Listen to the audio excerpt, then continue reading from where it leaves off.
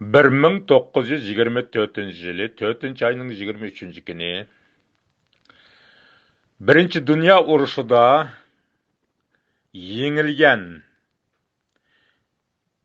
Türkiye hükümeti bilen Garbi tecavüzçüler yani Angliya, Fransiya, Gretsiya, Germaniya, İtalya devletleri arasında Sevr şartnaması imzalangan.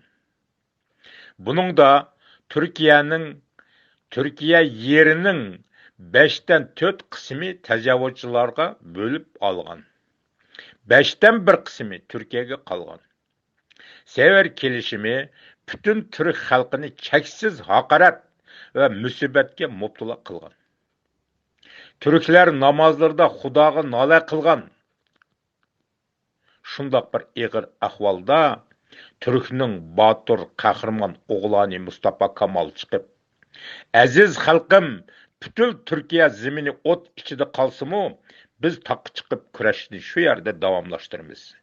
Degan şuar bilen bütün Türk halkını kurashga chaqirib, Türkiye'ni aman elib kalgan Mustafa Kemal'ның bir sözü var.